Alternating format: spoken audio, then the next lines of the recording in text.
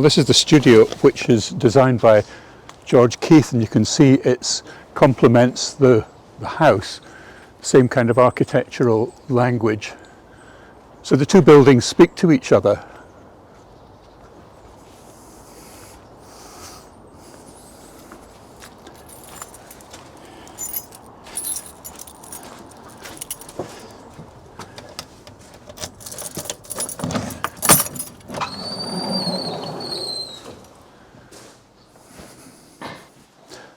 So this is the working studio, and it's always a bit of a clutter, always in a bit of a mess, but I like that idea of just finding things by chance or working on things and then something happens, and that's the starting point. But on the wall are drawings of Marrakech. Some are done on the spot, like these ones here. Others are compositional ideas done in the studio. Bits of colour just to excite the eye and get ideas started. So the drawings are done in a small sketchbook usually. Actually, I haven't used this idea, but this is the big square, Gemma El Fena.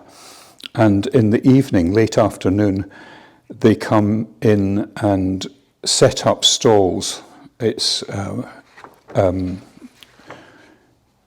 food. They're selling street food. But as I say, I haven't used that idea in the paintings. And John, this sketchbook that you have in your hand right now, these are all drawings done on the spot, as it were? I'm not sure if these ones are. These are probably done from photographs, simply because the figures move so much. Yeah. But a number of these other ones are from the spot, even this one here, which is quite detailed, and this one of the Eggman. I try to create lots of different marks with them, mark making, textures, rubbing through, sometimes adding collage to it. And so that's recording ideas, taking one step back from reality. It's distilling the idea, and then the next stage on from that might be a collage.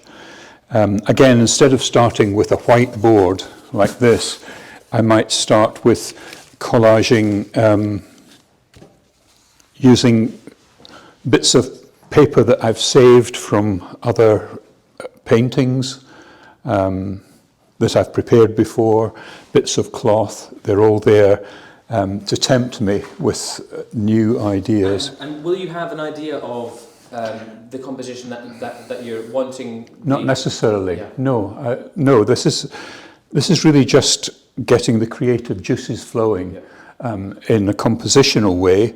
Nothing to do with, I'm not really thinking about an end product at this stage. And I might do half a dozen boards in this way before I decide to start to paint and take it through to a more conclusive idea. So the next stage would be to paint on top of the collage. And it all becomes one. Either that, or I'm working on the wall and putting colour ideas together, sticking things on, trying out different ideas. I'm painting both realism and abstraction, sometimes putting them together, as in this painting here. There's some realism here, but the general feeling is creating a mood or a sense of place, rather than describing actual buildings. It's a feeling rather than describing anything in detail. Maybe this is a good idea to show you. It's a good idea to show you this because it's the beginnings of another painting that's in the exhibition of the market stalls. And this has been worked and reworked again, just using a monochromatic colour scheme. I would then introduce colour in the final painting. But it's working out a composition, and it's trying to think about edges and paper that's either torn or cut. Quite a difference between the edge of that and the edge of this. Both are very useful because of the variety. And the walls in the Kasbah are very much like this. Painted over, repainted, graffiti, all sorts of things on them. And it may be that I'm looking around the studio and I find something like this, which I've used to stick paper on for collage, and I think, actually, this is very exciting. Maybe I'll use this as a starting point for the next painting.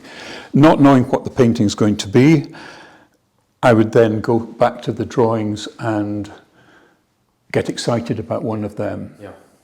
So it's not predestined. It tends to happen on a whim, and I need to get excited about something, and paper collage seems to do it for me. Yeah.